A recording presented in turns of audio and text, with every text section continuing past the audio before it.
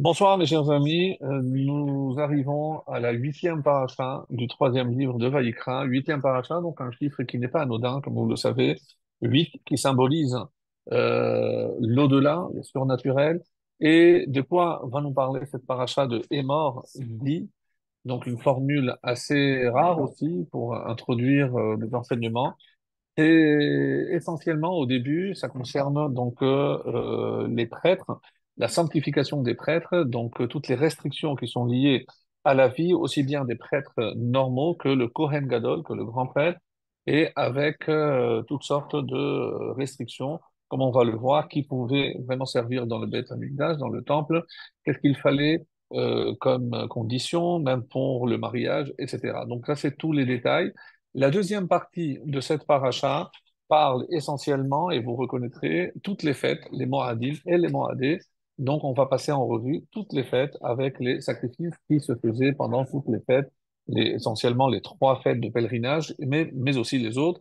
Et curieusement, ça se termine avec le cas du blasphémateur. Pour ceux qui s'en souviennent, on en avait parlé les années précédentes.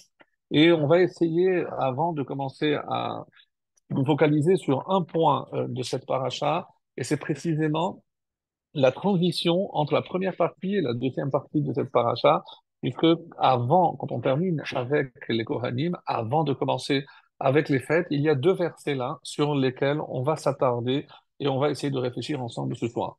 Alors, comme je vous le disais, donc quel est le fil conducteur? Quel peut être le lien entre le début de la paracha qui concerne la sanctification des Kohanim et la deuxième partie, la sanctification du temps? Donc évidemment, nous sommes après la paracha de Kedoshim, l'impératif de sainteté dont on a déjà parlé la semaine dernière.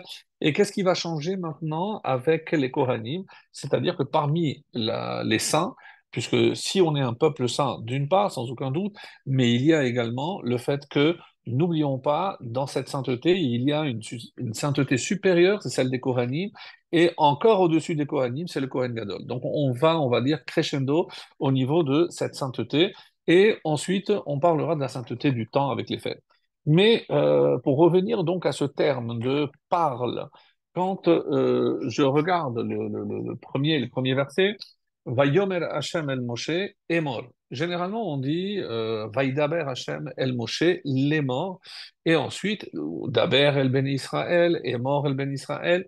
Mais ici, c'est une répétition assez étonnante puisque on dit dans le verset, Émor et la Kohanim parle aux Kohanim, les enfants, les descendants de Aaron, Ve'amata alehem, et tu leur diras. Donc c'est une redondance que Rashi évidemment souligne, que tous les commentateurs soulignent, pour mettre en garde les adultes, etc. Donc, on avait déjà vu les années précédentes à quoi est due cette répétition, dis et tu diras, mais cette année, j'aimerais m'attarder plus sur le terme.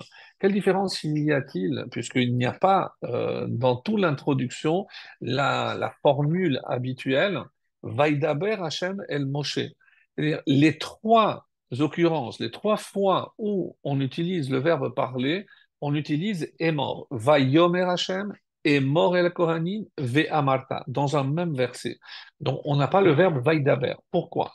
Et cette question, évidemment, qui interpelle beaucoup de Rachamim, d'abord et avant de passer à la réponse, j'aimerais faire la différence entre Daber et Emor. Daber, d'ailleurs, on le voit dans la prononciation. Dalet, Dalet, c'est dur, c'est une lettre dure puisque elle est dentale, donc Dalet. Le bet, surtout avec le point, évidemment, c'est une occlusive, comme ça on appelle cette lettre, c'est aussi B, c'est fort. Alors que quand je regarde, le resh est la seule lettre qui est partagée entre les deux est mort. Donc le aleph est une lettre muette, donc elle est quasi inexistante, et le mem est une lettre douce, suave, même. Donc je n'ai pas besoin d'appuyer énormément, alors que pour le dalet, oui, je suis obligé de bête aussi, sinon c'est bête. Donc qu'est-ce que je remarque par là, et c'est la réponse que vont donner nos rachamim, c'est que les morts, la racine est mort, c'est des paroles douces, alors que Daber, c'est des paroles dures. Donc, très intéressant. Donc ici, pour savoir si je comprends de quoi il s'agit, et à la lumière des commentaires des Khamim, il s'agit du fait que les adultes mettent en garde les enfants. Ben, écoutez, si je traduis ce que les Khamim essayent de nous faire comprendre ici, c'est finalement dans le cadre de l'éducation, puisque un enfant qui est Kohen ne peut pas agir comme les autres, et de ce fait, les adultes doivent avoir un regard toujours bienveillant pour éviter qu'ils ne fassent des erreurs ou qu'ils adoptent une attitude qui ne convient pas, surtout pour un Kohen. Lorsqu'on va peut-être pour rendre honneur à un Talmid Chacham qui est décédé, donc tout le monde veut suivre, lui, en tant que Kohen, ne pourra pas le faire et il fera comme son père, ils resteront de côté. Donc c'est des choses qu'il faut évidemment transmettre petit à petit aux enfants. Et pas seulement aux enfants, puisque dès que je suis face à quelqu'un qui agit d'une manière inconvenante ou qui emprunte des chemins erronés, eh ben, je ne peux pas rester indifférent. Puisque, que je le veuille ou non, ipso facto, je suis déjà devant une situation où mon rôle d'éducateur rentre en jeu. Et donc, si je suis appelé à faire des remontrances, alors rentre en jeu donc ce verbe est mort. Attention, comment tu vas rappeler à l'ordre l'autre, est mort par des paroles douces. Et c'est tellement, tellement important. On avait beaucoup développé la semaine dernière, donc le contact, le rapport avec l'autre. Et ici, encore une fois, on va mettre en valeur le fait que lorsque je dois faire des remontrances à mon fils déjà, je dois le faire avec des paroles douces. Je ne peux pas sévèrement penser vertement mon fils ou n'importe qui d'ailleurs, parce que le résultat sera souvent aura l'effet inverse de celui escompté. Ben, il ne va pas prêter une oreille attentive parce que il va dire ou il va croire que c'est sous la colère que j'agis ou que je réagis et donc, évidemment, ça ne va pas suffire. Donc, mort ve amarta, attention, lorsque tu dois transmettre certaines valeurs, comment tu vas le faire? Et même dans ce cadre, Hachem qui enseigne à Moshe, va yomer Hachem el Moshe. Même Hachem a pris la précaution de transmettre à Moshe de manière douce pour que lui, à son tour, transmette est mort, va et dis-leur, pour que eux, à leur tour, ve amarta, et toi, tu diras à tes enfants. Donc, toute la transmission passe ici par la racine est mort, donc par une parole douce. Et contrairement à ce que j'aurais pu croire, que ben, des fois il faut être sévère, oui, mais peut-être la sévérité n'est que superficielle, extérieure, mais la parole, elle, doit toujours être douce. Je ne peux pas rabaisser, mépriser un élève.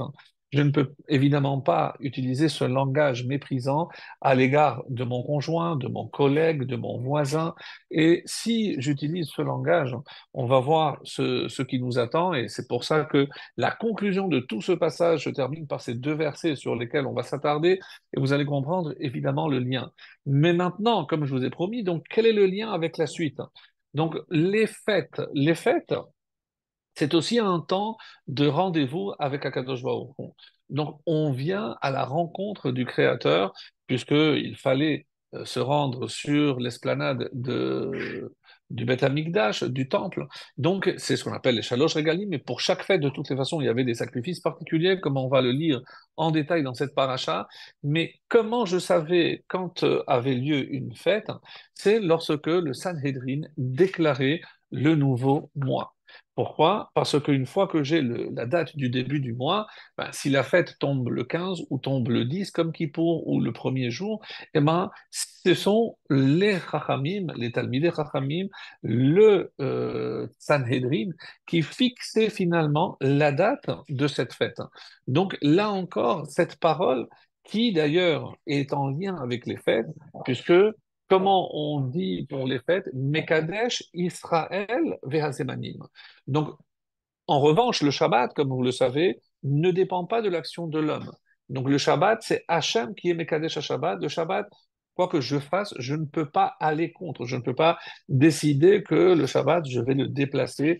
Alors, évidemment, il y a des cas, comme c'est rapporté dans la Gemara, si quelqu'un a perdu la notion du temps, il est dans plein désert, il n'a aucun moyen de savoir quel jour on est, alors il fait son Shabbat, il compte 6 jours, et le septième, pour lui, sera son Shabbat à lui, et c'est valable puisque l'essentiel, c'est que, encore une fois, le temps qu'il puisse revenir à la civilisation, et il prendra le train en marche.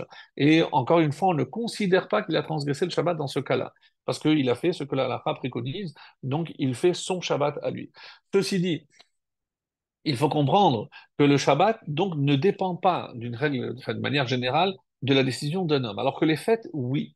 Donc et c'est pour ça qu'ici, qu'est-ce qui va décider que je vais donner un sens à ce temps et je vais le sanctifier, remplir d'un sens profond?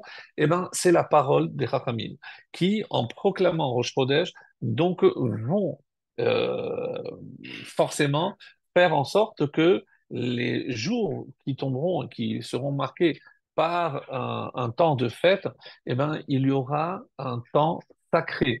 Et c'est ça, Mekadesh Israël Ve'azemanim, qui sanctifie, et Israël qui va sanctifier les temps. Alors que pour Shabbat, on dit Mekadesh à Shabbat. Donc ici, il n'y a pas les hommes qui interviennent, et la sainteté vient directement d'Hachem pour le Shabbat, et pour les fêtes, c'est nous, c'est la parole. Et pour revenir donc, qu'est-ce qui va se passer si malheureusement je fais une mauvaise utilisation de cette parole? Eh ben, c'est la fin de la paracha qui nous le révèle. C'est évidemment le cas du blasphémateur. Qu'est-ce que je peux faire avec la parole?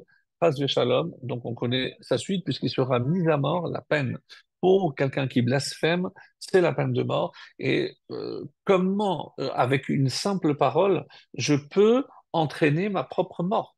Donc c'est quelque chose d'incroyable. Donc jusqu'où peut aller le pouvoir de la parole?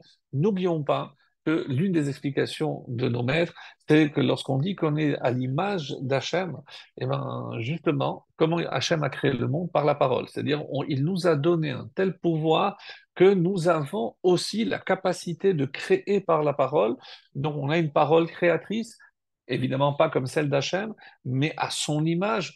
Et le revers de la médaille, c'est que cette même parole peut être aussi destructrice. Et donc, d'où la gravité que la Torah accorde à toute mauvaise utilisation de la parole. Et le summum, c'est évidemment le blasphème contre Hachem, et c'est pénalisé par la peine de mort. Donc voilà un petit peu le schéma, la ligne conductrice de toute cette paracha. Et maintenant qu'on a un petit peu, on va dire, planté le décor, donc on a parcouru très très rapidement évidemment la paracha, on peut maintenant revenir sur ces deux versets que je voulais voir avec vous.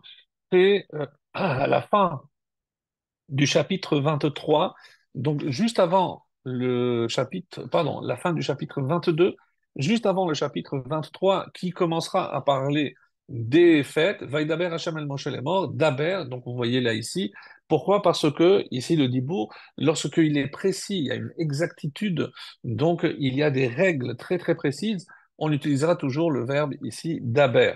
Mais quand il s'agit de donner un exemple ou de guider un enfant à travers les méandres d'interdits qui ne le concernent que lui et pas les autres enfants qui ne sont pas Kohanim, là, le terme utilisé par la Torah, c'est est mort. Alors, Ve'amarta alehem. Donc attention, mais on revient toujours à ce Ve'amarta. Ele Moadé Hachem, voici les rendez-vous littéralement avec Hachem, donc les jours saints qui sont établis par Hachem. Et donc on va commencer avec les fêtes, on commence par le Shabbat bien sûr, et Bachod et Sharishon, donc on passe par le premier mois, et tous ces textes là d'ailleurs qui sont lus aussi pendant la période des fêtes. Mais juste avant, donc les deux derniers versets du chapitre précédent, le chapitre 22, on peut lire. Ushmartem mitzvotai varasitem otam ani Hashem. Donc, vous garderez mes commandements comment? Ben, en les étudiant en détail. C'est la seule manière de pouvoir les observer et les pratiquerez. Je suis l'Éternel. Et pourquoi cette précision? Comme le soulignent les commentaires de Rachi et d'autres. Et soyez certains que Dieu vous récompensera pour avoir agi comme il vous l'a demandé, conformément à sa volonté. Et le dernier verset, très intéressant, puisque c'est Lève Lamed Bet, le verset 32. Velo techalelu et Shem Kodshi. Et vous ne profanerez pas mon saint nom, Venikdashti betor ben Israël, afin que je puisse être sanctifié Betor ben Israël, parmi les enfants d'Israël, Ani Hashem Ekadishrem, je suis l'Éternel qui vous sanctifie. Alors, je vais vous lire un commentaire qui est basé sur Rashi et sur d'autres commentaires. Qu'est-ce que ça veut dire profaner le nom d'Hachem? Puisque c'est difficile, je ne sais pas ce que ça veut dire. Et que veut dire sanctifier le nom de Dieu? Alors, je comprends que c'est l'inverse. Mais aujourd'hui, pour un esprit du 21e siècle, qu'est-ce que ça veut dire profaner le nom de Dieu ou sanctifier le nom de Dieu? Donc, de quoi parlons-nous? De quoi parlent ces deux versets? Alors, qu'est-ce que c'est profaner le nom? C'est, d'après les commentaires, c'est diminuer, ne diminuez pas l'adoration que me portent les autres juifs. Comment? Et comment je peux diminuer justement cette vénération que les autres juifs portent à Hachem? Ben, écoutez, ouvrez grand les oreilles, puisque c'est évidemment la conséquence du verset précédent qu'il faut pratiquer et agir conformément à la volonté d'Hachem. Et alors, comment on peut faire? En désobéissant à mes commandements. Donc, chaque juif qui désobéit, écoutez bien, c'est quelque part, il entraîne une profanation du nom de Dieu. Et même sous la torture. Alors c'est vrai, avec la Torah orale va préciser, mais sous la torture, de quel cas on parle ici? On parle des trois fautes capitales qu'il faut laisser, évidemment, se laisser tuer plutôt que de transgresser et autres. Si je l'estime approprié, je peux vous épargner miraculeusement un tel sort, ce qui, sans doute, exaltera la vénération à mon égard bien davantage que votre volonté de mourir plutôt que d'enfreindre ma volonté. Cependant, n'offrez pas votre vie avec un tel espoir. Il ne faut pas partir du principe que Dieu, oui, fera un sacrifice, un miracle pour moi, si je suis prêt à me sacrifier pour lui. Car cela ternirait la sincérité de votre dévouement. On a un exemple très précis, c'est Haran. Haran, le frère de Abraham, qui a dit, ah si mon frère sort indemne, moi aussi je vais me jeter dans la fournaise. Donc il a soumis à condition le fait de se sacrifier pour Dieu, il n'y a pas eu de miracle et il est mort. Et je ne vous épargnerai donc pas si vous offrez votre vie dans l'espoir d'une délivrance miraculeuse. Attention, Dieu nous met en garde. Ainsi, si vous devez offrir votre vie sans espoir d'être épargné, c'est comme ça que je serai sanctifié à vous. Et même si moi, je décide après de vous sauver miraculeusement, mais ça n'a strictement rien à voir. On a l'exemple des trois jeunes, Shael, Hanania et Azaria, qui se sont jetés dans la fournaise à l'époque de Daniel, donc, et qui ont été sauvés miraculeusement. Et ainsi être sanctifiés aux yeux de tous. Et cette injonction n'est obligatoire que si cela se passe aux yeux des enfants d'Israël.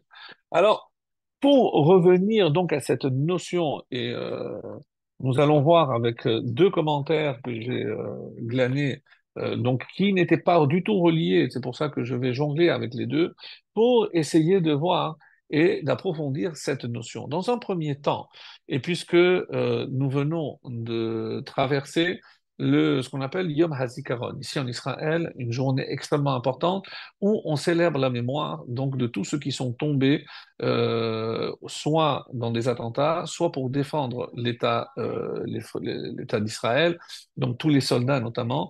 Donc, pourquoi il faudrait que pour sanctifier le nom de Dieu, eh ben, il faut mourir pour cela?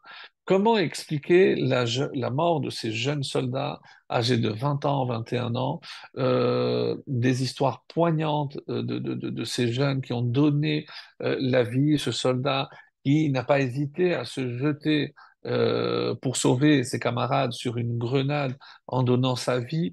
Mais d'où vient ce pouvoir qu'a le peuple juif de se sacrifier pour Hachem? Est-ce que Hachem, il demande un tel prix? Est-ce que c'est à travers la mort qu'on peut seulement sanctifier le nom d'Hachem, ou on peut aussi sanctifier Hachem par la vie? Donc, comment s'y prendre? Et c'est ça ce qu'on va essayer de développer dans la suite de ce cours. Alors, il y a un midrash dans Tanhuma, très, très étonnant, qui est un midrash Tanhuma sur la paracha de Tetzavé. Donc, pas du tout lié à nous, mais l'idée, oui, que j'ai puisée, elle est évidemment par rapport à ce qu'on a dit ici. Ce fameux verset de Shir HaShirim, Hinach Yafa Rayati Enaich Yonim.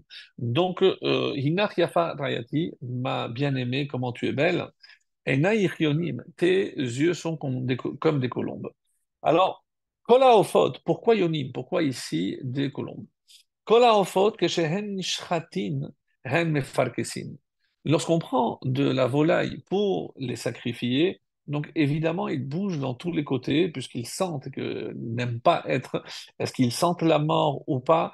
En tout cas, tous les volatiles qui vont être sacrifiés, donc n'arrêtent pas de bouger. Aval hayona hazo, mais cette colombe, pochette et savara, elle étend le cou, littéralement. car en uma ba'olam ne'ereget al kedushat shemo u'moser et atzmo lehariga el Israël. Des mots très durs. Il n'existe pas une autre nation, à part Israël, qui peut mourir pour sanctifier le nom de Dieu, ou Moseret Atzma la Hariga, et qui peut se donner elle-même à la mort. Des paroles extrêmement dures, extrêmement complexes. Comment un midrash peut dire que la seule façon de sanctifier le nom de Dieu, c'est à travers la mort? Donc, et c'est pour ça que c'est tellement difficile à comprendre. Donc, alors, dans la Gemara, on donne un exemple, et cette Gemara est tirée de Baba Batra, la page 10, donc folio B. Yosef ben Rabbi Yoshua ben Levi, chala. Donc, Yosef, le fils de Rabbi Yoshua ben Levi, donc un grand parmi les grands, il est tombé malade. Et ici, tombé malade, c'est-à-dire dans le coma. Donc, est-ce que c'est une mort clinique ou autre? Mais c'est quelque chose déjà vraiment au seuil de la mort. Hitorer vechazar lachaim. Donc, il y a eu un miracle, il s'est réveillé de ce coma et il est revenu littéralement à la vie. Son père lui a dit, Maraïta, qu'est-ce que tu as vu pendant cette période? Euh, et donc, ces fameux, cette fameuse vision du tunnel, etc. Donc, comment on appelle ça? De mort imminente. Expérience de mort imminente, je crois, quelque chose comme ça. Olam Aforaïdi. Le fils dit, j'ai vu un monde à l'envers. Qu'est-ce que ça veut dire? Elyonim lemata vetartonim lemala. Ceux qui sont en haut, en bas ici, là-bas ils sont en bas, et ceux qui ici sont en bas, là-haut, ils sont en haut. Veshamarti shayomrim, et j'ai entendu, et ça c'est très important, haruge malchut, ceux qui sont morts pour Dieu, en kol biria yechola la'amod b'mechitzatan. Aucune autre créature ne peut se tenir à côté d'elle. C'est-à-dire, elles sont tachat kisei kavod. Donc, c'est les âmes les plus élevées, ceux qui sont morts pour Hachem. J'ai entendu qu'elles sont au niveau le plus élevé. Alors, son père dit, Mihem, mais qui sont-ils?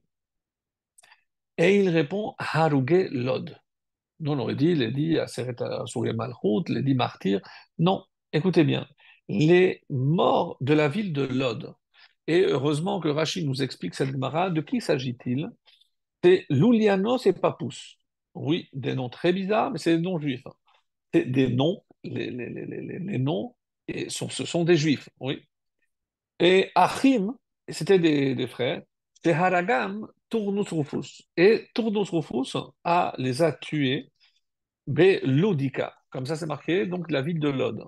Pourquoi? Aliede Gezerah, Shenigzera al Israël et Hashmid, Al Shenimtzet Bat Melech Haruga, Vechashedu et Israël Alea, Ve'amdu Achim Alalu Ve'amru, Malachem al Israël. Anu Haragnuha. Incroyable. Donc, qui sont ces deux jeunes, ces deux frères?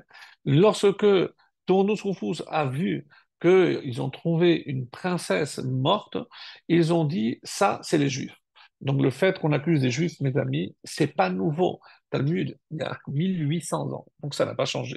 Donc, pas la peine de suivre aujourd'hui les médias pour entendre ce qu'on entend, Eurovision, pas Eurovision, peu importe. Voilà un texte de l'Agmara qui date de 1800 ans et on accuse les Juifs dès qu'il y a quelqu'un qui est mort. Et donc, quand ils ont vu qu'ils s'apprêtaient à tuer tous les Juifs de la ville, donc ces deux frères ont dit non, pourquoi qu'est-ce que vous en voulez? C'est nous qui l'avons tué. Et donc, ils ont été exécutés pour sauver les autres. Ces deux frères ont dit, c'est eux qui sont arrivés à ce niveau-là, parce que ils sont morts pour sauver d'autres juifs. Donc je vous demande, donc il est évident, mes chers amis, que de nos jours, chaque soldat, chaque tzaddik qui tombe, non seulement c'est un héros, mais il il est mort pour protéger tous les habitants d'Israël. Donc, il y a besoin de cette reconnaissance extraordinaire et ce qui motive tous ces jeunes. Évidemment, c'est pas le fait de couler du sang, parce que c'est pas dans nos gènes, ça. C'est le fait de protéger ses frères. Et donc, c'est pour ça que on a associé à Yom HaZikaron, le jour de souvenir, Ve'agevra, de l'héroïsme. Parce que combien sont prêts à donner leur vie pour aider et sauver leurs frères? Eh bien, c'est ce que chaque soldat qui est sur le front ferait ici en Israël. Et c'est pour ça qu'on peut, sans l'ombre d'une hésitation, dire qu'ils sont morts en faisant un grand Kiddush Hashem. Donc ça, il n'y a pas de doute. Et alors, et le rabbi avait, mais c'est en 1900, donc ça date, donc j'ai pas noté la date, mais ça date d'au moins 30 ou 40 ans. Il avait déjà fait une remarque concernant, puisqu'on a parlé d'éducation, aussi la manière de transmettre certaines valeurs aux jeunes générations. Et d'ailleurs, il y a un rave qui est allé voir le formateur de ce soldat qui n'a pas hésité à se jeter sur cette grenade. Et quand il a vu son instructeur, il lui a dit, je me rappelle encore de son visage lorsque j'avais parlé de ce fameux soldat, mais qui date déjà de 10 ou 15 ans, son nom m'a échappé, mais j'avais donné cet exemple et je me suis tourné et j'ai vu ses yeux. Je me suis dit, j'espère qu'il ne sera jamais dans cette situation parce que je l'ai vu en train de réfléchir et voilà. Donc, il a suivi l'exemple. Et d'où vient le premier exemple où on est prêt à se sacrifier pour les autres, mes chers amis? Eh bien, ça va vous étonner, mais ça monte à la Hakedat Yitzhak. Qu'est-ce que le père n'a pas hésité une seule seconde à sacrifier son fils parce qu'Hachem le lui avait demandé. Mais qu'est-ce qu'il voulait faire? Pourquoi il a accepté?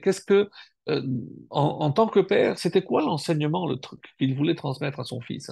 Eh ben, on doit aimer Hachem jusqu'à qu'il te demande même de donner ta vie pour lui. Et c'est ça ce qu'il a ancré dans les gènes de Yitzhak et à travers toutes ces générations. Et c'est comme ça qu'il faut comprendre ce midrash, mes amis. C'est pas que Chas Shalom, comme d'autres aussi, qui vouent un culte à la mort, Chas Shalom. Mais ici, donc comprendre que quand on a dit que c'est le seul peuple qui peut mourir et se offrir sa vie pour Hachem, parce que d'abord, la halakha nous demande, dans des cas très précis, où je dois donner ma vie, donc c'est une évidence. Et si on parle de Kiddush Hashem, on a parlé aussi dans le verset de profanation du nom d'Hachem. Donc, comment je profane le nom d'Hachem? J'ai donné déjà une indication. Eh ben, déjà par le fait que, justement, eh ben, quand je désobéis à Hachem et que je donne cet exemple aux autres, je suis non seulement en train, par rapport à ma responsabilité qui ne concerne que moi, ben, j'ai décidé de ne pas accomplir cette mitzvah. Ça, c'est mon droit le plus absolu. Mais à travers ce que je fais, je donne aussi, j'encourage les autres à ne pas le faire parce que qu'ils ont un modèle. Vous comprendrez que plus la personne est importante aux yeux des autres, plus tout ce qu'il va faire est évidemment sous le focus. Et imaginez que ce soit quelqu'un qui est censé représenter la Torah, qui agit de telle ou telle manière, les répercussions sont catastrophiques. J'avais, rappelez-vous, raconté cette histoire où à Kippour, vous savez, j'ai toujours trouvé bizarre quand on dit Al-Khata'im. Donc, qu'est-ce qu'on dit? Al-Khat shechatanu lefanecha beyod'im ou beyod'im. Les fautes que j'ai pu commettre en le sachant et même sans le savoir. Mais comment je peux commettre des fautes sans le savoir? Donc, c'est Bishaga. Donc, ça ne compte pas. Non, c'est pas de ça qu'on parle. Et j'avais donné un exemple très frappant c'était le Rav Shvadron, avec son collègue, c'était le rabbi Ezra Barzel. Ils allaient à l'époque donc dans le chouk de Yehuda et pour rappeler à chaque juif que c'était l'entrée de Shabbat qu'il fallait fermer. Et il y avait un récalcitrant, c'était justement le coiffeur, et qui était vraiment très récalcitrant jusqu'à un jour où il est tombé malade. Quand ils sont arrivés, ils ont vu que le salon de coiffure était fermé. Ils ont dit, ah, le miracle, ils se sont renseignés, non, il est tombé malade, il était dans le coma, très grave, etc. Ils sont allés lui rendre visite et ils ont commencé à lui parler doucement. Je lui ai dit, mais qu'est-ce que vous voulez? Je dis, rien, juste pour savoir si vous allez mieux, etc. Donc, c'est tout ce qu'on veut, on veut pas, si vous avez besoin de quelque chose, n'oubliez pas. Donc, bon, il a été un peu touché par cette sollicitude et lorsqu'il allait mieux, il a décidé de faire Shabbat. Il a décidé de faire Shabbat et il a dit, voilà, je vais vous écouter. Hacham, il m'a sauvé la vie. Et donc, même si vous m'avez rien demandé, mais sachez que moi, j'accepte et je vais commencer à respecter le Shabbat. Et donc, il respecte Shabbat, tout se passe très bien. Et quelques mois après, ils arrivent et ils voient à peine juste avant le Shabbat, ils voient que non seulement le salon de coiffure est ouvert, mais il y a une queue énorme. Je dis, mais on n'a pas compris. Alors, lorsqu'ils vont rentrer, il fait, non, on n'embêtez pas, il fait comme ça, un geste à main. Je dis, mais explique-nous, qu'est-ce qui s'est passé? Pourquoi tu as changé d'avis? Je dis, écoutez, je suis allé parce que c'était la date du Asgir de mon père, je suis allé à la synagogue et pendant la répétition de la Hamida, je me retourne, il y avait deux chassidim avec une barbe jusqu'au nombril qui échangeaient des dollars, qui parlaient et tout, et il y avait juste derrière sur le mur, je ne parle pas pendant la tfila. Alors je dis, alors, alors il a dit, mais écoutez, nous parlez, ils m'ont fait comme ça avec la main. Je dis, mais alors, si eux, les religieux, pendant la tfila, ils n'écoutent pas ce qui a marqué, moi, pourquoi je vais écouter ce que eux ils me disent? Et j'ai décidé de ne plus respecter Shabbat. Alors, dit le Rashadran, eh ben, qu'est-ce qu'il va se passer? Lorsqu'ils vont être jugés, ces deux barbus, eh ben, ils ont dit, vous avez maintenant transgressé le Shabbat en passant la lame. Ah, mais non, c'est jamais. Je dis, non, pas vous. Mais comme c'est vous qui avez entraîné les autres, même si vous ne le saviez pas, ça, belo yod'im, donc ce que par notre agissement, notre comportement, on peut entraîner comme erreur chez les autres, tout nous sera imputé, et là-haut, on va nous dire, voilà ce qui t'est imputé, parce que c'est à cause de toi et de ton comportement que ça a entraîné ceci ou cela. Donc c'est gravissime, on ne peut même pas imaginer.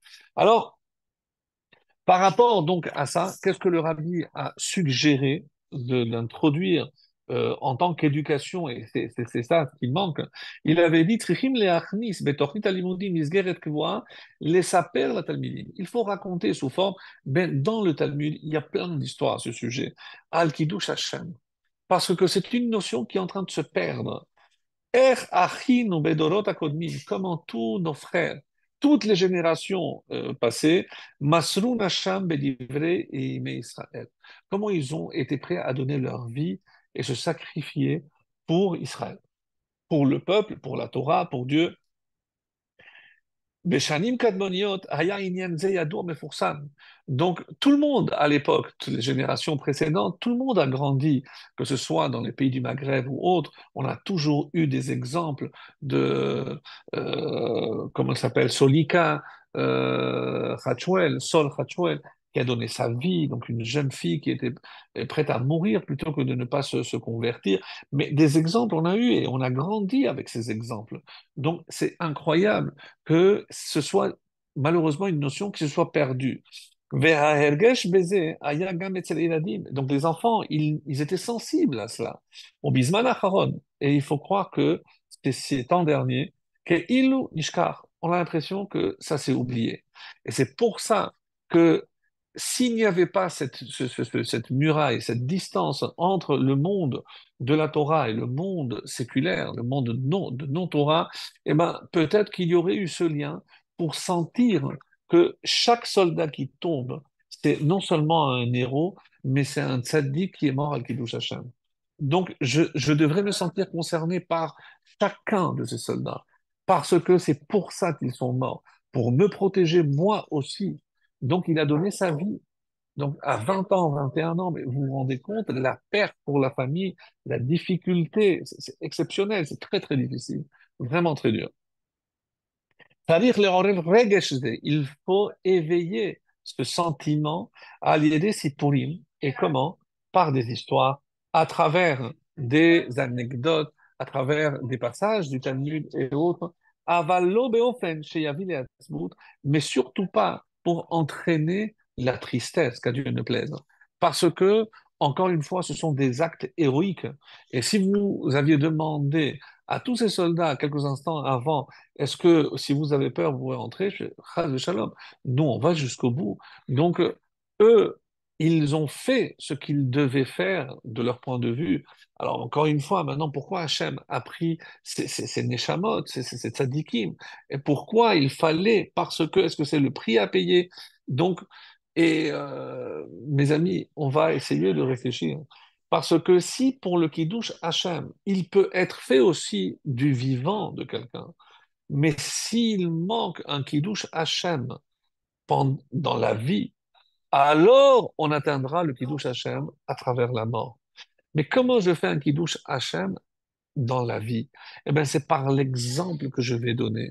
Parce que, comme on a donné, comme on a dit, cette anecdote de ces deux barbus, mais vous imaginez si chaque religieux dans la rue, ici ou ailleurs, eh ben, il donnait un exemple de probité, de rectitude, de sincérité, d'empathie vers l'autre. Eh ben, il est clair que c'est ça le plus grand Kiddush Hashem. Parce que le Kiddush Hashem, c'est pas par la parole seulement, mais c'est aussi par l'exemple que l'on donne. Et ça, malheureusement, si il n'y a pas assez d'exemples de Kiddush Hashem à travers la vie, eh ben, Chas Shalom, qu'à Dieu ne plaise, mais peut-être que c'est pour ça qu'il faut avoir recours à des Kiddush Hashem par l'inverse. Alors, quand c'est rapporté, donc ces deux versets que j'ai lus, Ushmartem mitzvotai varasitem otam, le Baal HaTurim dit, Venigdashti betor ben Israël, et je serai sanctifié au sein des enfants d'Israël. Et il dit que la Gematria, c'est 1901, et elle correspond à cette phrase. Zehu en omrim kedusha pachot me'asara. Donc, tout ce qui relève de la sainteté, c'est pas moins que 10. Et c'est pour ça que si quelqu'un doit se laisser tuer, c'est si il y a un quorum de 10 personnes qui assistent et ils obligent un personnage important à transgresser même quelque chose qui ne relève pas d'une interdiction, des trois interdictions pour lesquelles il faut mourir.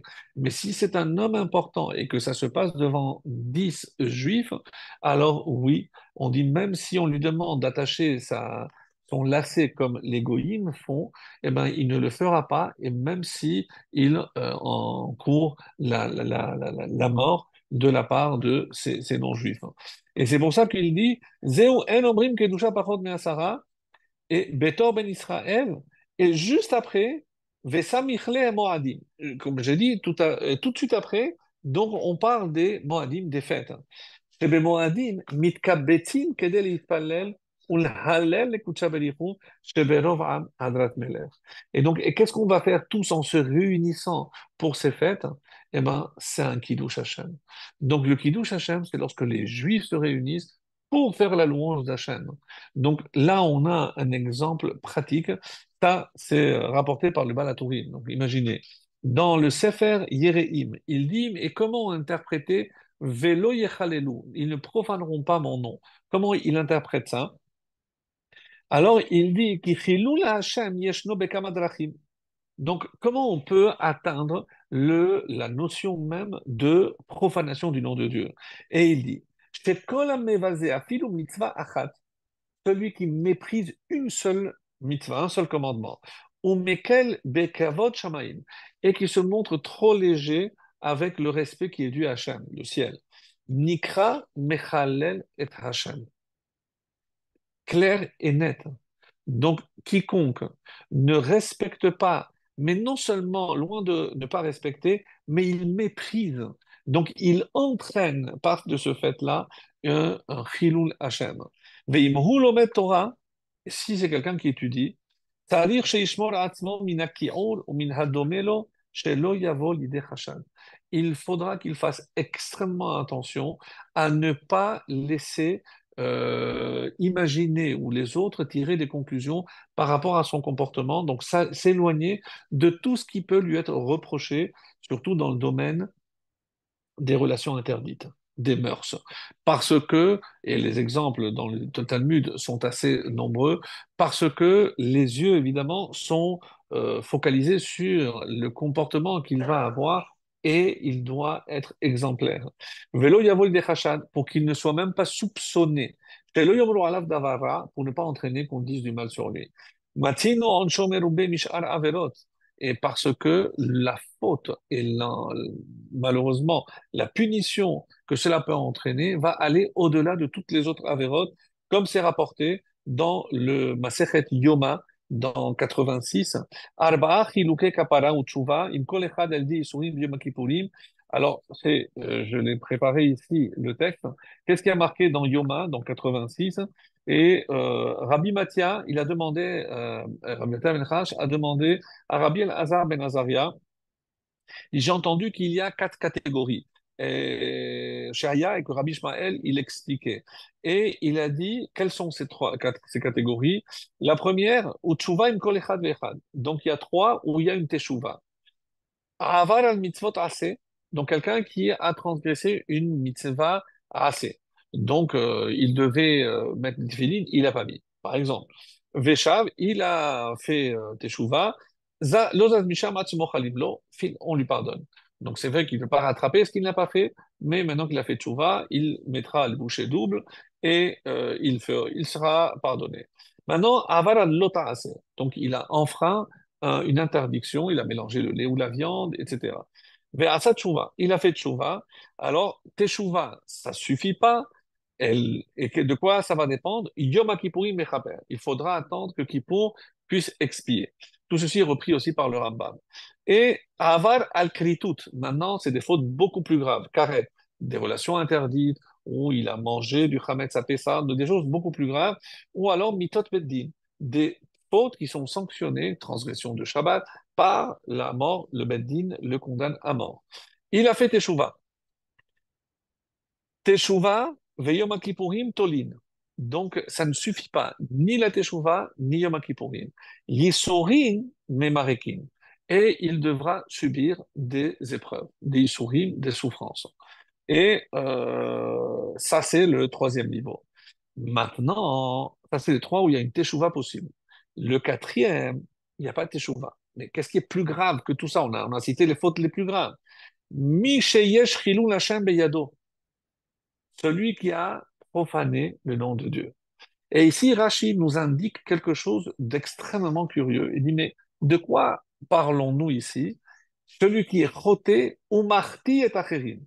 Celui qui non seulement il ne se contente pas de fauter, mais il fait fauter les autres. C'est ce qu'on a dit, que par le Chilul Hashem, il entraîne les autres à faire comme lui. En lo koach bitshuva litlot velo b'yom kippourim lechaper velo be'yisurim. Ni la tshuva suffit, ni Kippour suffit, ni les épreuves ne suffisent. Ela kulan tori ou mita memareket. La seule solution pour lui, c'est la mort. Quoi? Mais il a fait tshuva. Pour Chilul Hashem, il n'y a que la mort, mes amis. Mais comment? Plus que toutes les fautes les plus graves, les interdits sexuels, toutes les transgressions de Shabbat, oui. La Teshuvah peut tout effacer, mais pas le Chilul Hashem.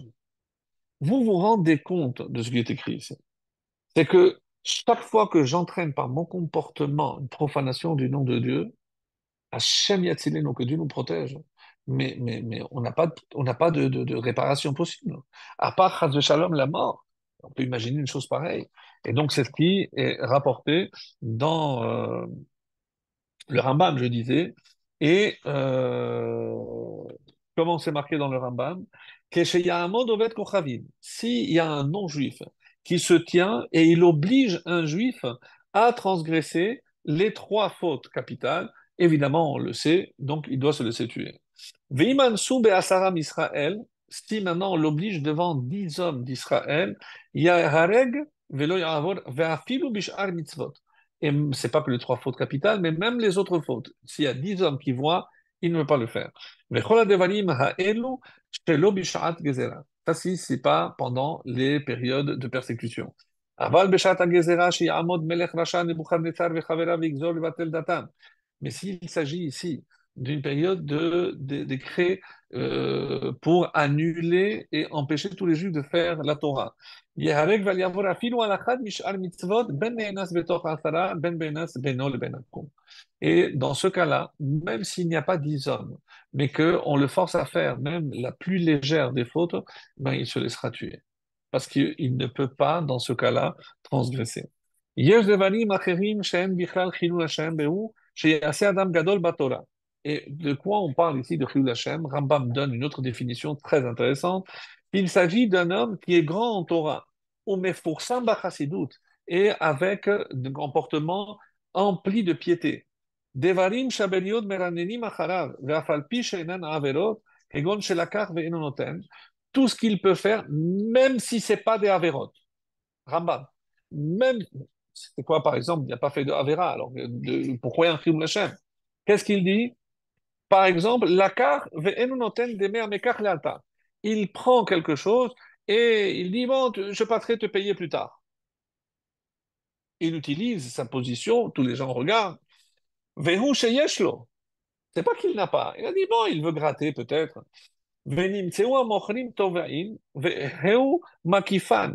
Alors, à un moment donné, le commerçant, il lui a dit, écoutez, monsieur, il faut payer, et il les évite. Oh, chez Yerbe Besrog, ah, ou un autre cas, c'est quelqu'un qui aime la bonne vie. Oh, ba'achila veshtiya etel amearetz. On le voit toujours à côté de gens ignares. Donc, un Talmid Racham, alors évidemment, si c'est pour faire un shiur de Torah, mais si on le voit jouer à la belote ou regarder ensemble un match de foot, je ne sais pas, je donne des exemples. Ve'im digdek ve'aya diburo בנחת, עם הבריות ואלתו מעורבת עמהם ומקבלם בסבר פנים יפות, עד שימצאו הכל מקלסין אותו ואוהבים. Et alors par contre, il fait très attention. Et chaque fois qu'il parle, il le fait avec douceur. Il ne s'énerve pas parce qu'on lui a pris une place de parking. Il sait se contrôler. ודעתו מעורבת עמהם, et il est avenant avec tout le monde, ומקבלם בסבר פנים יפות, et il est toujours agréable, avenant, il calme, il ne s'énerve pas. עד שימצאו הכל מקלסין אותו, waouh, lui c'est un bon exemple, regardez, ואוהבים אותו, מתאהבים למעשיו, là, il est aimé de tout le monde, on veut faire comme lui, הרי זה קידש השם. C'est l'inverse, c'est le kiddush Hashem. Voilà, mes amis, avec ça, je pense on n'a plus besoin de rajouter quoi que ce soit, mais combien c'est difficile. Combien c'est difficile. Alors, quand on voit par exemple le sacrifice que certains font, on a parlé du sacrifice, on dit par exemple que David a dit à Jonathan, il a dit ton sacrifice, mon amour est plus fort que l'amour des femmes. Et à quoi il fait allusion, contrairement à ce que d'autres tordus ont essayé d'expliquer, j'avais déjà donné cette explication, c'est que le sacrifice, c'est par rapport à nos mères. Quand Rachel a laissé la place à Léa, donc là, qu'est-ce que tu es en train de faire, toi, dit David à Jonathan? Jonathan, toi, tu es le fils de Shaoul, tu es le prochain prince, le prochain roi, et tu es en train de te faire pour me laisser la place. Donc, quelle différence il y a avec la Hakeda? La Hakeda, c'est ponctuel, mes amis. Mais Rachel, en laissant la place à sa sœur, mais chaque jour, elle faisait une Hakeda. Chaque jour, elle voyait son mari, celui qu'elle aimait, avec sa sœur. Mais est-ce qu'on peut imaginer une telle souffrance? Eh bien, vient David et dit à Jonathan, le sacrifice que toi tu fais, il est encore plus grand. Pourquoi? Parce que malheureusement, l'histoire n'a pas été comme ça et Jonathan mourra sans voir David monter sur le trône. Mais vous imaginez Jonathan qui était censé être le prochain roi, laisse la place à David. Et chaque fois, chaque jour, il voit David avec la couronne. Et il est heureux de voir que c'est David qui prend sa place. Mais vous imaginez quel kiddush Hashem?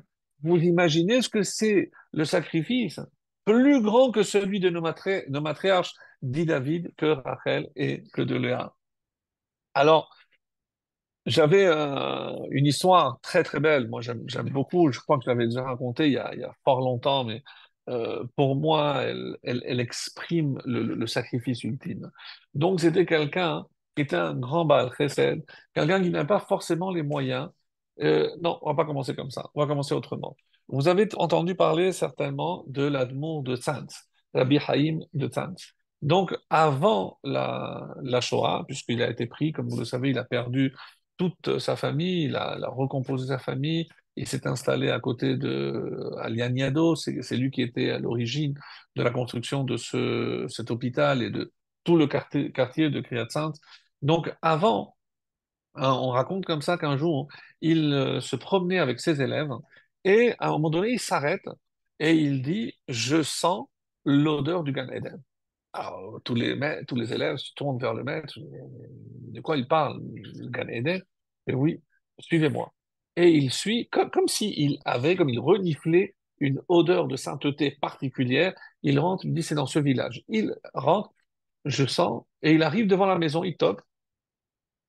Un monsieur très humble, il lui dit, je peux rentrer? Ah, mais Rav, qu'est-ce que vous faites? Quel honneur, bien sûr, passez, qu'est-ce que je peux vous servir? Mais non, non, non, je cherche quelque chose. Il sent, il rentre dans l'armoire, il ouvre son armoire et il commence à fouiller dans les affaires et il dit ça. Et il sort, qu'est-ce que c'était? C'est un habit de prêtre, de moine, d'un curé. Mais non, Rav, excusez-moi, je devais m'en défaire et je suis vraiment désolé que ça soit là. Je fais, non, non, non, non, non, non. Je veux que tu me racontes cette histoire. Pourquoi je sens l'odeur de Gan Eden dans ce vêtement? Écoutez, j'ai honte de vous dire que non, je suis venu pour ça. Il lui a dit, écoutez, il y a quelque temps, il y a un pauvre qui a tapé à ma porte. Je lui ai dit, écoute, je vais t'aider, je ne peux pas te laisser comme ça. Je suis allé récolter quelques fonds et je lui ai donné. Et j'allais m'asseoir. Quelques minutes après, il y a quelqu'un d'autre qui est venu. Et là, comme j'avais quelques contacts, je suis retourné. Je lui ai dit, attends, je suis retourné, j'ai ramassé pour lui et je lui ai ramené. Et donc j'avais quasiment fait le tour de toutes mes connaissances. Et quelques instants après, il y a une femme qui arrive en pleurs. Vraiment, elle m'a déchiré le cœur. Une veuve, mère de 7 ou 8 enfants. Elle m'a dit, écoutez, monsieur, je sais qu'il paraît que c'est vous qui pouvez aider. Je n'ai pas de quoi manger, je n'ai pas de quoi nourrir mes enfants. Je vous en supplie, est-ce que vous pouvez me donner de l'argent? Sincèrement, je ne savais pas quoi faire. Je ne savais pas quoi faire parce que je n'allais pas retourner chez qui j'avais déjà demandé. Euh, j'ai dit, écoutez, madame, je vais trouver une solution, attendez-moi ici. Et je savais que dans le café, il y avait toujours un groupe de fainéants qui aimaient bien boire et rigoler ensemble et picoler. Je me suis dit, je n'ai rien à perdre, je vais aller voir. Donc, je suis rentré dans ce café. Il me dit, ah, le juif, viens, qu'est-ce que tu veux? Alors, il dit, écoutez, voilà, je ramasse de l'argent pour une pauvre veuve. Au lieu de vous acheter encore un verre ou autre, est-ce que vous pourriez pas me donner chacun une pièce? Et il lui a dit, je vais te donner, pas une pièce, on va te donner 20 pièces, mais à une condition. Mais quoi? Qu'est-ce que vous voulez que je fasse? Il lui a dit, voilà, regarde, il y a ici un habit de moine, de prêtre. Tu vas le mettre, tu vas sortir dans la rue et tu vas te mettre à danser et à t'éclater et à rigoler. Je lui ai dit, écoutez, je lui ai dit, non, sinon, ben, c'est pas grave, on te donne rien du tout. Tu dégages. Il a regardé, il a eu la vision de cette femme devant ses yeux. Il lui a dit, donnez-moi cet habit.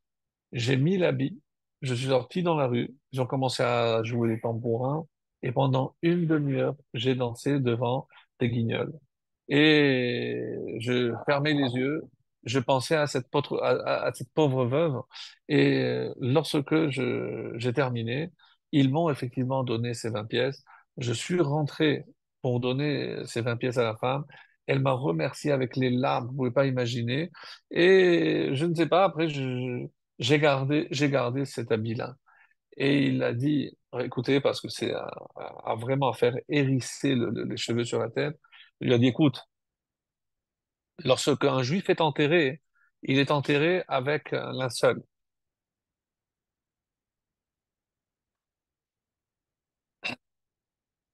Toi, tu vas être enterré avec cet habit-là.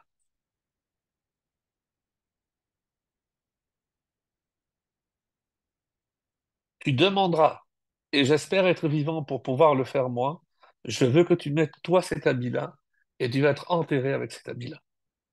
Voilà ce que le Admon des Saints lui a dit. Oui, mes amis, on ne peut pas imaginer. le sacrifice que ce juif a fait pour cette dame, à tel point qu'il a été effectivement enterré avec cet habit-là. Est-ce qu'on peut dire que c'est pas l'habit qui fait le moine? Là, on pourrait le dire. Je pense qu'on pourrait vraiment le dire. En tout cas, quoi qu'il se passe, mais c'est une histoire incroyable. Et surtout, la demande de l'amour de Sainte, je pense qu'elle dépasse tout ce qu'on peut imaginer. On peut pas se rendre compte du kiddush Hashem qu'on peut faire. Alors, évidemment, nous, on regarde avec des yeux qui n'ont pas, on peut pas sentir le Gan Eden, évidemment, loin s'en faut, mais quelque part, alors, attendez que je cherche, euh, je me mets ici.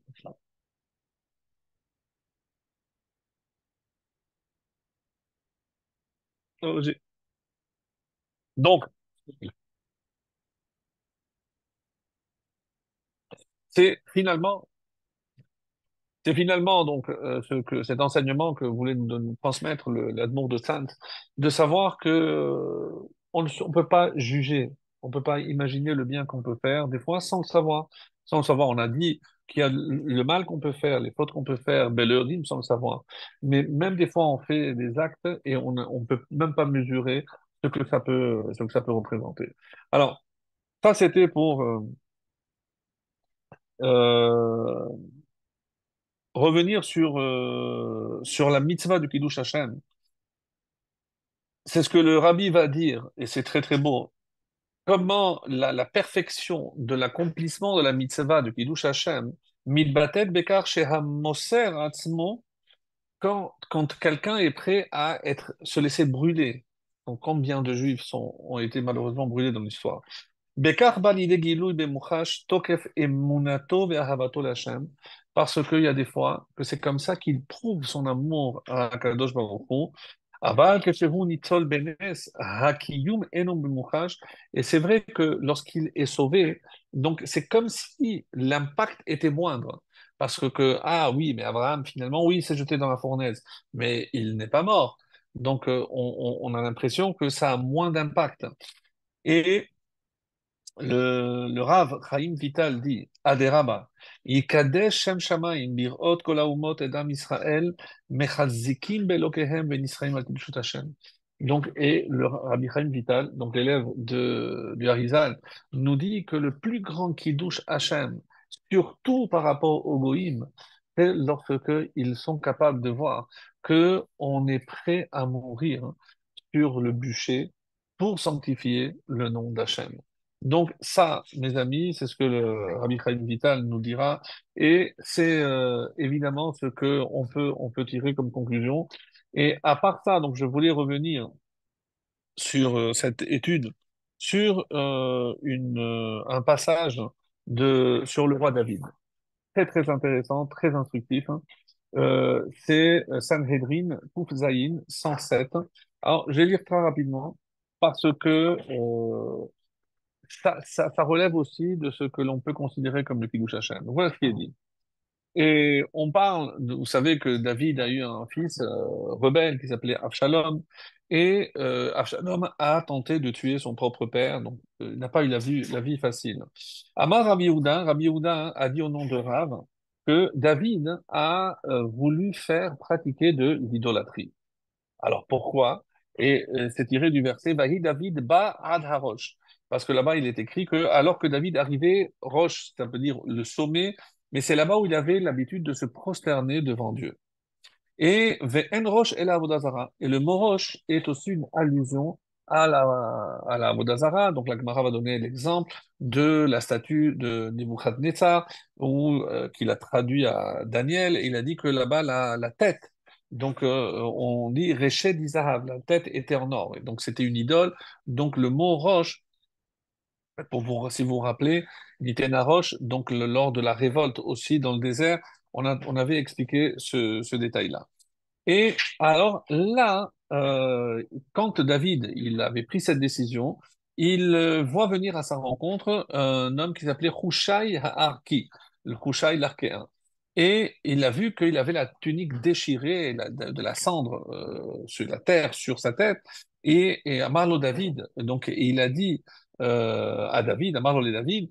Donc, si tu fais ce que tu t'apprêtes à faire, les gens vont dire comment un roi comme toi peut s'adonner à l'idolâtrie. Mais c'est un chilou Hachem pas possible.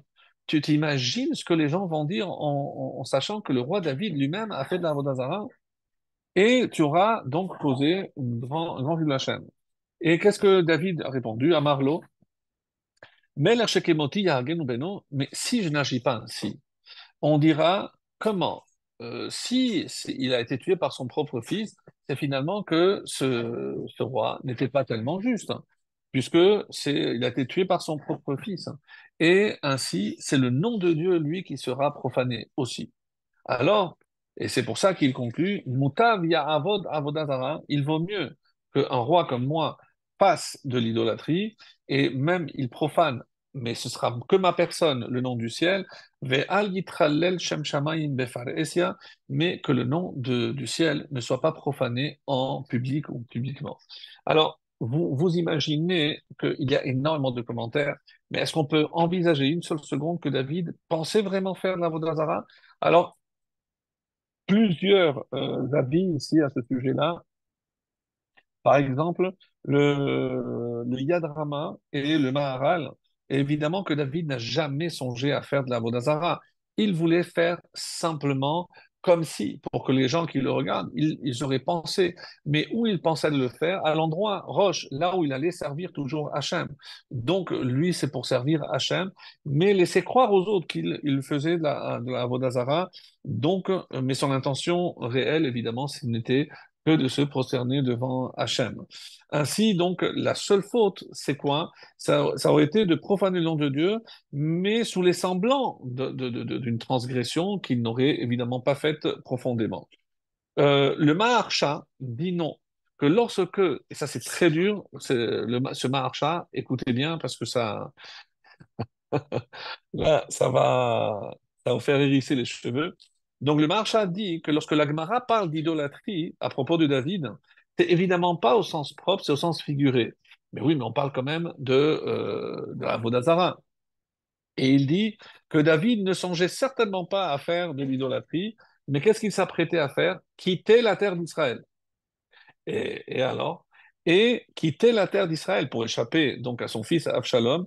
Et comme c'est rapporté que quitter la terre d'Israël est assimilé à de la Vodazara. Et oui, donc pas de Dubaï. Donc, et ça c'est dans Ketubot 110b, quitter la terre d'Israël est assimilé à de la Vodazara. Parce que qu'est-ce qu'on va dire? Non, parce qu'Hachem, il ne sait pas où m'envoyer la Parnassa, donc je vais aller à Parnassa là-bas. Donc, ouais, pourquoi Hachem ne peut pas envoyer la Parnassa ici? C'est une forme de Avodah. Donc, ça, c'est le Mahakal. Et c'est pour ça qu'il s'est opposé à lui. Et enfin, et c'est pour ça qu'il dit que rester en Israël et se faire tuer par Absalom serait une profanation plus grave. Parce qu'ils vont dire quand même, donc, bon, ça c'est un équilibre. Et enfin, Rabbi Yonatan Peshut dit, non, qu'est-ce que c'est Avodah Zarah? C'est quitter ses fonctions royales. Alors qu'il avait été nommé roi, donc, et laisser un roi aussi impie que Absalom diriger les affaires d'Israël, c'est assimilé à la Avodah. C'est comme ça qu'il le dit clairement. C'est si il n'opposait abdiquer le trône et céder l'exercice donc de la justice à un impie tel que son fils, aurait été une faute aussi grave que de l'idolâtrie, parce que c'est rapporté dans la Gemara, Kol ha'ma'amid dayan she'eno hagun ke'ilu nota ashera. Nota ashera. Qu'est-ce que ça veut dire? Celui qui nomme un juge qui est incompétent, c'est comme s'il plantait un Asherah, c'est un arbre qui est réservé à la Vodazara. Donc ça va très bien, d'après Rabbi Yonatan Upeshut. Donc jusqu'où peut aller justement la profanation du nom de Dieu. Alors, donc pour David, la question a été claire, et il y a d'autres exemples aussi qui sont rapportés donc au niveau de Chiyuv Hashem dans Avot, et c'est ce qui a marqué que Echad Shogeg ve'Echad Mezid bechilun Hashem, que ce soit volontairement ou involontairement, pour le Chiyuv Hashem, il n'y a pas de différence. Il n'y a pas de différence. Abravanel et le Riben Shushan disent au nom du Midrash Shmuel, que Yesh Mefarshim she'aken hashogeg kemezid leinen chilul Hashem, ve'ameru Yabi Yochanan keshaya megia lepasuk ze haya boche. Il pleurait, qui et kol ha'maaseh Elokim yavi b'mishpat el kol ne'elam. Donc, Avad, Eved, Sherabo, Shokel, Lo, Shegagot, qui se donne, Takano, Ishlo, pourquoi il pleurait? C'est comment? Mais si ce que j'ai fait volontairement ou que j'ai fait involontairement, pour Hachem, c'est la même chose. Donc, comment un esclave devant un maître qu'il considère les fautes volontaires comme les fautes involontaires, mais quel takanan? Alors, comment je peux réparer une faute pareille? Il faut croire il n'y a pas de réparation chas de shalom possible. Alors, pour revenir sur ce point-là, il y a le sabbat de Kelm qui dit Madoua echel lifkot keshera otam. Alors, de quoi il parle? Il parle d'une histoire très intéressante qui se trouve dans Brachot. C'est au moment où Rabbi Yochanan ben Zakkai, il était sur le point de quitter ce monde et ses élèves sont rentrés. Donc, on est dans Brachot 28, folio B. Et comme ils ont vu, dès qu'il les a vus, il a commencé à pleurer.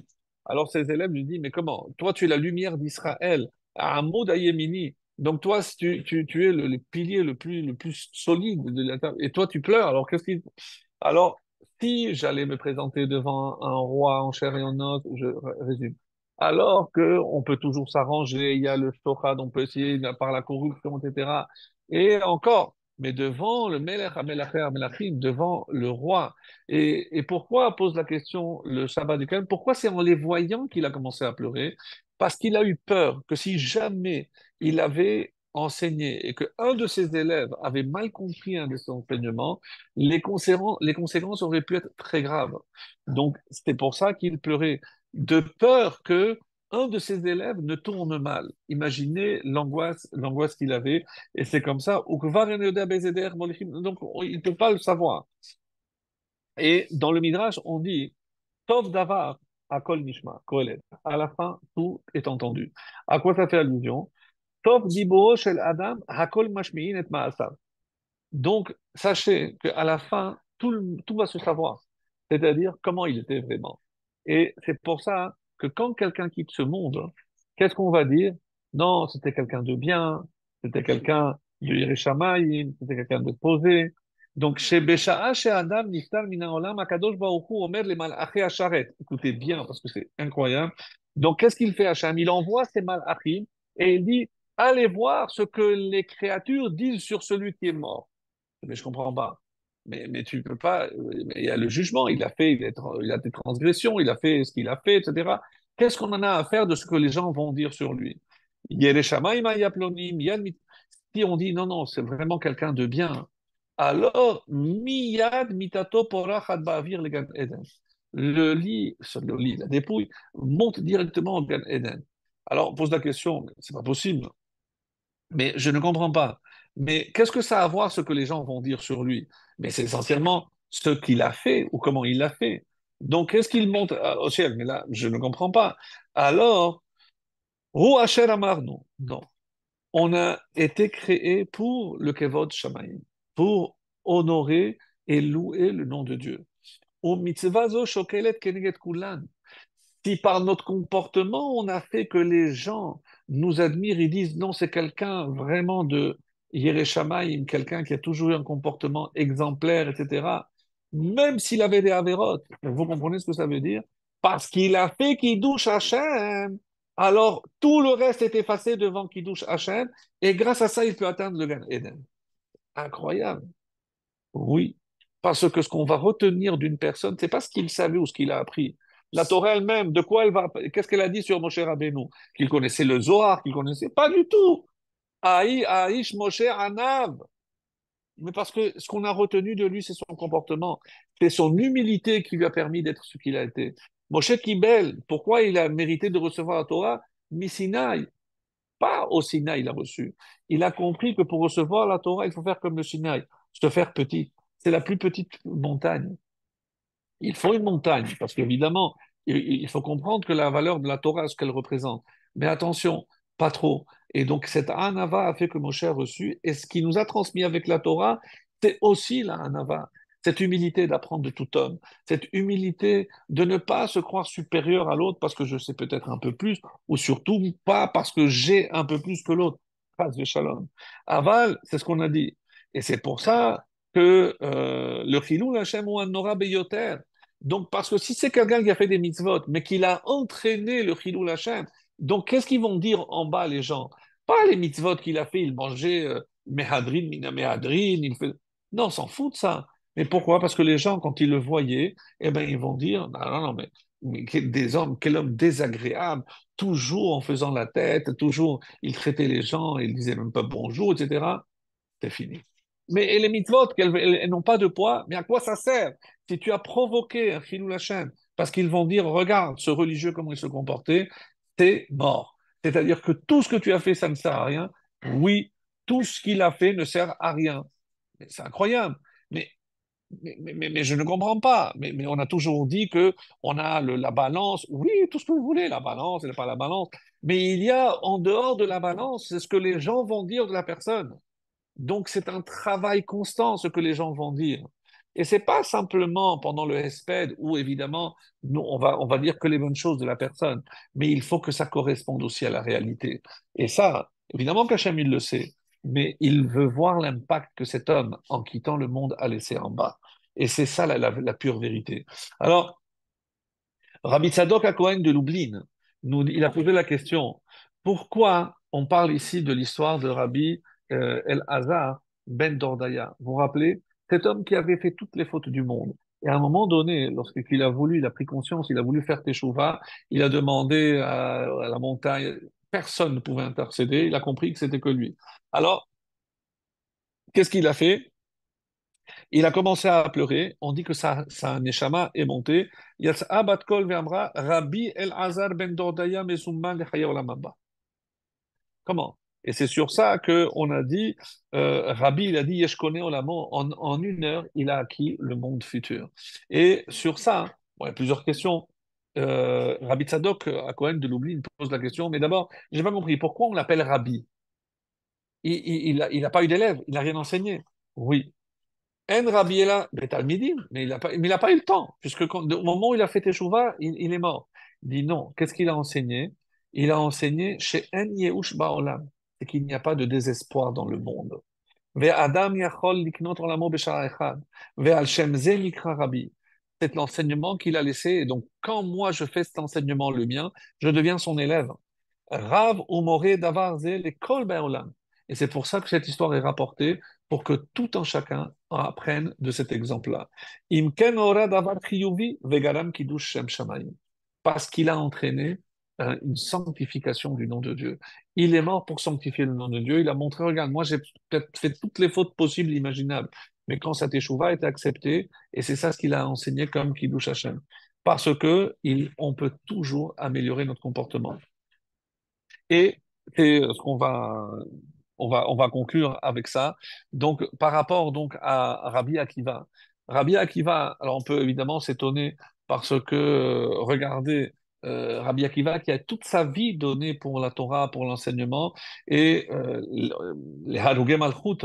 Donc, on dit que les Harugé Malchut, quand le fils s'est réveillé, il a dit que l'emplacement des Harugé Malchut, ceux qui sont morts pour, pour Hachem, personne ne peut se tenir. Et on demande, Harugé Malchut Mihem, on a demandé qui était le Harugé Malchut. Alors, si on dit, c'est pour ça que je dis ici, Rabbi Akiva et Chaverav, on parle de Asara Harugé Malchut, les 10 martyrs, Mishum Sheayu Harugé Malchut Vetulo. Alors quoi? Parce que eux, ils méritent d'atteindre ce niveau parce qu'ils sont morts, mais de leur vivant, même s'ils n'étaient pas morts dans ces conditions-là, mais ça aurait été, c'était des tzadikim. De toutes les façons, personne n'aurait pu se tenir à leur côté. Pshita dit ici, mais c'est simple, c'est normal, c'est évident. De toutes les façons, Miachol Amod, mais c'était des géants, Rabbi Akiva, tous les Harugé Malchut.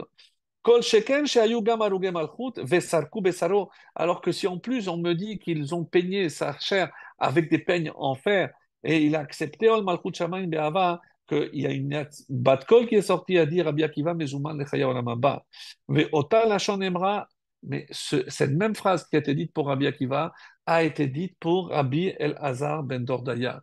Et c'est pour ça que, évidemment, quand il s'agit des grands, on ne prend pas exemple de Rabbi Akiva, même si je peux dire que, attention, il n'a pas été un tzaddik toute sa vie, il a eu trois tranches, il a commencé à enseigner la Torah qu'à l'âge de 80 ans, etc. Donc je peux dire, il a commencé à étudier la Torah très tard. Belodin, Belomishpat, Ikanes Gan Eden, Viale. Alors on parle maintenant de Rabbi Lazar ben Dordaya qui n'a pas étudié, qui n'a rien fait, et lui, il va aller au même niveau à côté de Rabbi Akiva. Makom Shen Kol Biarich La Modmo. Mais comment c'est possible? Alors, mes amis, c'est ça ce qu'il faut comprendre. Et c'est ça ma conclusion. Oui, il y a évidemment le tzaddik, il y a le Baal Teshuvah. Évidemment que le tzaddik, il a un mérite incroyable, mais le Baal Teshuvah aussi, il a un mérite. On dit que là où se tient le Baal Teshuvah, mais on n'est pas en train de dire, lui, il est plus grand. Non, parce que le tzaddik, il a toujours fait. Mais qu'est-ce qu'on valorise chez le Baal Teshuvah? C'est son effort. Et c'est parce que Hachem, pas là où il est arrivé, mais parce qu'il veut récompenser les efforts. Et personne ne peut dire, mais je n'arriverai jamais à être comme lui ou comme celui-ci ou comme celui-là. Non, évidemment que non. Mais les fum tsahara, agra, c'est en fonction de l'effort. Tout le monde doit faire un effort. Et mes amis, c'est ce à quoi je nous invite. Donc, dans cette période de Homer, de cette préparation à recevoir la Torah, et on en reparlera, Be'ezrat Hashem, à l'approche de Shavuot, mais quelle Torah on doit recevoir? On l'a déjà. Oui, mais vous allez voir, il y a des choses extraordinaires qu'on peut apprendre encore. Mais en tout cas, maintenant, on est dans la préparation. Et dans cette préparation, si déjà chacun prend sur lui, ben, travailler sa bonté, travailler sa rigueur. On a une semaine pour chaque. Donc, c'est comme ça qu'on va réparer, nous préparer convenablement pour recevoir dignement la Torah. Et encore une fois, et surtout, comme ce verset, comme cette paracha nous le dit, est mort. Avec des paroles douces, on peut atteindre la sainteté. Très très bonne soirée à tous.